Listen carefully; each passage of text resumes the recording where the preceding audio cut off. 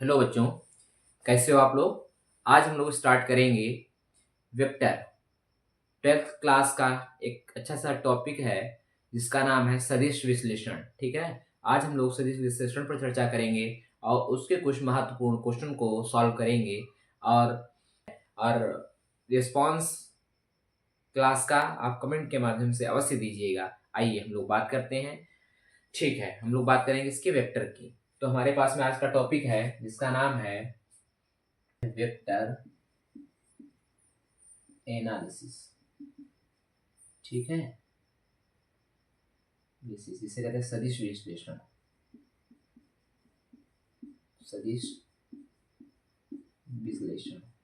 ठीक है, हम लोग इसमें मुख्य बातों को चर्चा में लाएंगे, उसके बाद क्वेश्चन सॉल्व करेंगे। ज़्यादा डीप नहीं जा सकते, ठीक है, टाइम कम है, वन शॉट में पूरी क्लास करते हैं हम लोग। ठीक है, आइए देखते हैं। सदिश विश्लेषण में पहले हम बात करेंगे सदिश किसे कहते हैं। आप लोगों को पता होगा, फिजिक्स में भी पढ़ते होगे, चैप्टर 1 है फर्स्ट ईयर क्लास में, सदिश। ठीक है, तो हम सदिश किसे कहते हैं? एक ऐसी राशि जिसमें दिशा व परिमाण होता है उसको हम सदिश कहते हैं। ठीक है, दिशा व परिमाण होता है उसको सदिश कहा जाता है। जैसे बल हो गया, ठीक है, त्वरण हो गया, विस्थापन हो गया, इनमें दिशा की आवश्यकता होती है परिमाण के साथ साथ में। ठीक है, तो इनको कहते हैं सदिश। ठीक है, अब सदिश को हम लोग रिप्रेजेंट करते हैं वेक्टर से, ऐसे जैसे हमने लिखा ए कैप, तो मतलब ए कोई सदिश होगा। ठीक है, क्लियर है। इनको व्यक्त करने के लिए दिशा और परिमाण दोनों की आवश्यकता होती है, उनको कहते हैं हम लोग क्या? सदिश राशियां। ठीक है, क्या कहते हैं? सदिश राशियां। अब इनको हम लोग रिप्रेजेंट जो है संकेतक, संकेतन जो है सदिश के, वो है ए वेक्टर। जैसे वेक्टर लगा देते हैं ए बी सी। वेक्टर मतलब ए कोई सदिश होगा, बी कोई सदिश होगा, सी कोई सदिश होगा।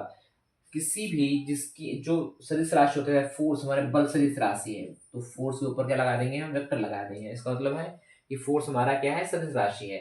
जैसे वेलोसिटी, हमारा वेग जो है सदिश राशि है, तो वेग के ऊपर वेक्टर लगा देंगे। इसका मतलब क्लियर है। ठीक है बच्चों, अब हम लोग बात करेंगे किसके? सदिश के परिमाण की। इसकी बात करेंगे सदिश का परिमाण, मापांक, सदिश का मापांक। ठीक है, मॉडुलस जिसे बोलते हैं, मॉडुलस ऑफ वेक्टर। ठीक है, अब मॉडुलस क्या है ध्यान दीजिए। वह धन संख्या जो किसी सदिश के परिमाण की माप होती है। ठीक है, वह सदिश, फिर से देखिए, सदिश का मापांक किसे कहते हैं? वह धन संख्या जो किसी के सदिश के परिमाण की माप होती है। ठीक है, वह धन संख्या जो किसी सदिश के परिमाण की माप होती है उसको कहते हैं कि हम लोग सदिश का मापांक। ठीक है, जिसका हमें मापांक निकालना होता है, मान लेते हैं हमारे पास में एक सदिश दिया हुआ है, एक सदिश है ए वेक्टर। ठीक है, वो दिया हुआ है a1i plus b1j plus c1k। ठीक है, आई जे के क्या है? ये एक्स डायरेक्शन में एकांक सदिश है, ये वाई डायरेक्शन में एकांक सदिश है, ये जेड डायरेक्शन में एकांक सदिश है। ठीक है, तो इसका हमें मापांक यदि निकालना हो तो ए वेक्टर के ऊपर मॉड लगा देते हैं और root under a1 square plus b1 square plus c1, जितने भी हमारे पास में आई जे के कैप के कॉफिशिएंट हैं उनका स्क्वायर करके ऐड कर देते हैं। जो आएगा वो सदिश का मापांक होगा, जो आता है सदिश का मापांक होता है। ठीक है, हम लोग इकाई सदिश, ठीक है, इकाई सदिश। ठीक है, इसको देख लेते हैं। इकाई सदिश क्या है? इसे यूनिट वेक्टर कहते हैं। ठीक है, यूनिट वेक्टर। ऐसा सदिश, ऐसा इकाई सदिश क्या है? ऐसा सदिश जिसका परिमाण एक होता है उसको कहते हैं हम लोग इकाई सदिश। ठीक है, ठीक है, इसको कैसे फाइंड आउट करते हैं, लिखते कैसे हैं? ए कैप से मान लेते हैं हमारे पास में एक सदिश कैपिटल ए वेक्टर है। ठीक है, वो है a1i plus b1j plus c1k cap. ठीक है, इस ए वेक्टर का हमें इकाई सदिश निकालना है, तो ए कैप। ठीक है, इकाई सदिश को कैप से लिखते हैं। ए कैप बराबर फॉर्मूला हो जाएगा ए वेक्टर भाग मॉडुलस ऑफ ए। ठीक है, ये होता है क्या? एकांक सदिश का फार्मूला, एकांक सदिश का फार्मूला होता है। ठीक है, क्लियर बच्चों? यहां तक आगे देखते हैं हम लोग।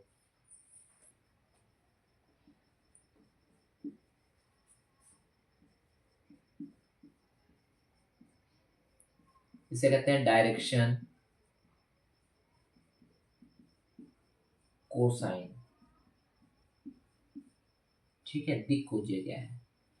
डायरेक्शन कोसाइन किसे कहते हैं, देखिए ध्यान से। हमारे पास में एक वेक्टर है, मान लेते हैं कोई वेक्टर है ओपी। ठीक है, हमारे पास में कोई वेक्टर कौन सा है, ओपी वेक्टर है। और इस ओपी वेक्टर के समांतर, इस ओपी वेक्टर के समांतर कोई हम एक अन्य वेक्टर खींचे, एक कोई अन्य वेक्टर खींचे, मान लेते हैं ओ ए। ठीक है, यहां पर ओ हमारा क्या है, मूल बिंदु मान लेते हैं थोड़ी। ये हमारा जो है ये क्या है, मूल बिंदु है, 3D के लिए बता रहे हैं। ठीक है,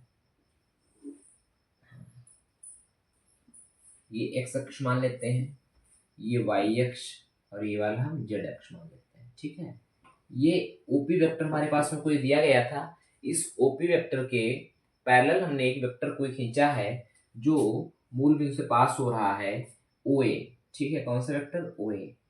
ठीक है, तो ओ ए वेक्टर जो दिया गया है वो है हमारे पास में, मान लेते हैं A1i plus B1j plus C1k। ठीक है, अब ये ओ ए वेक्टर जो एक्स अक्ष, वाई अक्ष और जेड अक्ष, मतलब ओ एक्स, ओ वाई और ओ जेड से जितना कोण बनाता है, ठीक है, उसके कोसाइन को हम लोग कहते हैं दिक्कोज्या। ठीक है, जैसे ये अल्फा बना रहा है, ठीक है, ये एक्स के साथ में अल्फा बना रहा है, वाई के साथ में बीटा कोण बना रहा है, और जेड के साथ में गामा कोण बना रहा है।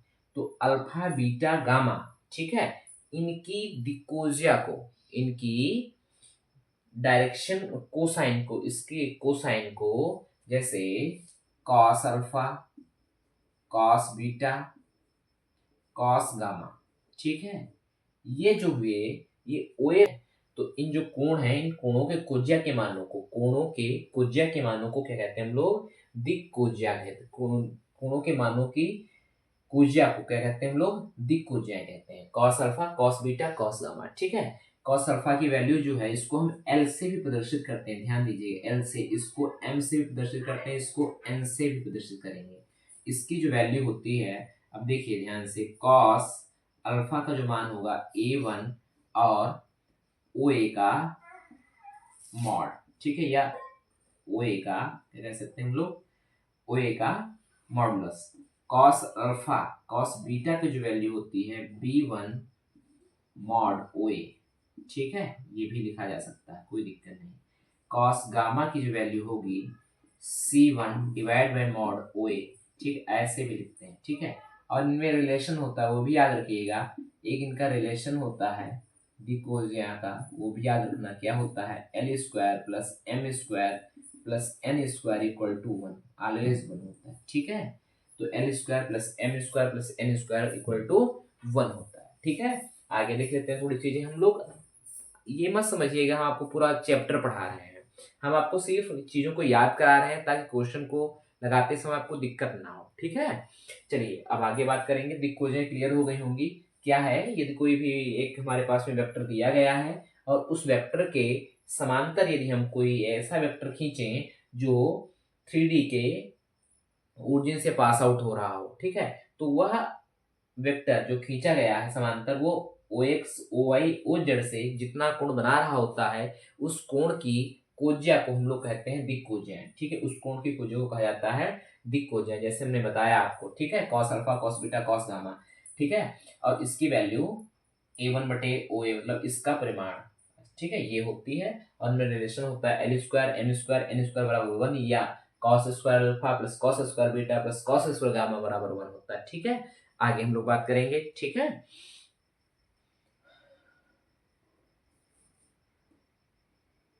वेक्टर का गुणा। ठीक है,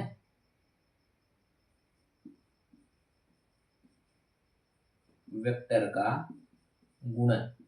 ठीक है, मल्टीप्लिकेशन ऑफ वेक्टर्स। ठीक है, तो वेक्टर, ध्यान दीजिए, वेक्टर को दो प्रकार से हम लोग फैक्टर मल्टीप्लाई करते हैं। ठीक है, पहला है यदि हमारे पास में ए वेक्टर दिया है और बी वेक्टर, कोई भी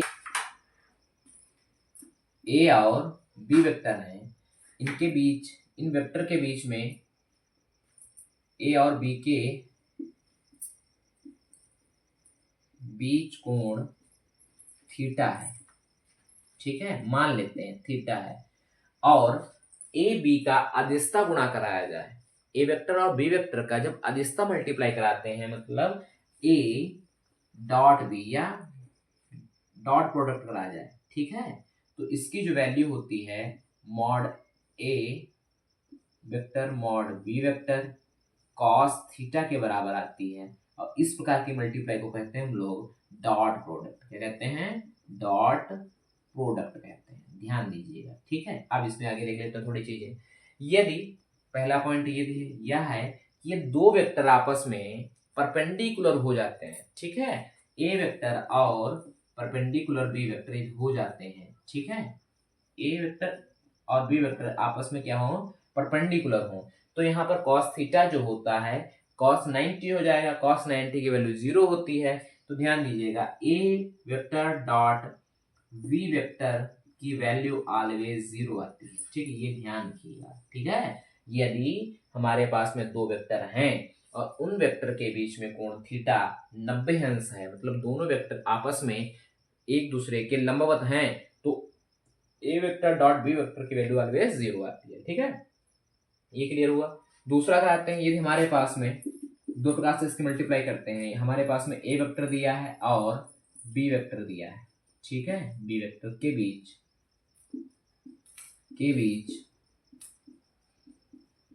कोण थीटा हो, ठीक है, थीटा है, जब थीटा हो तब क्या करते हैं, यदि ए वेक्टर और बी वेक्टर के बीच में कोण थीटा हो और इन वेक्टर का हम लोग मल्टीप्लाई करते हैं कैसे? सदिशता। इनकी मल्टीप्लाई कर रहे थे अदिशता, और इनकी मल्टीप्लाई करेंगे कैसे? सदिशता।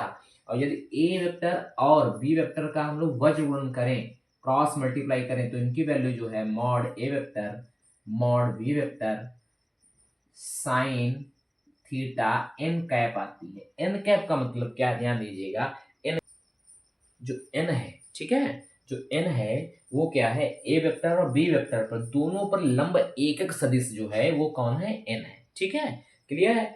अब देखिए इनसे जो मल्टीप्लाई होकर जो बनता है हमें मिलेगा वो कैसा? वेक्टर ही मिलेगा, वेक्टर राशि मिलती है, लेकिन इनसे जो मल्टीप्लाई करते हैं a वेक्टर और b वेक्टर वेक्टर है, इनकी मल्टीप्लाई हम अदिशता कर रहे हैं, जो हमें वैल्यू मिलती है या राशि मिलती है वो अदिशता मिलती है, अदिश राशि मिलती है, लेकिन ये दोनों वेक्टर हैं, वेक्टर की मल्टीप्लाई हमने अदिशता की तो हमें राशि जो मिलेगी वो अदिश मिलेगी। अब ये वेक्टर, एक यह वेक्टर है, एक यह वेक्टर है, इन दोनों का हम लोग मल्टीप्लाई किया सदिशता, तो जो हमें राशि मिलती है वो सदिश राशि मिलती है, ठीक है बच्चों। तो आज हम लोग इसकी आगे चर्चा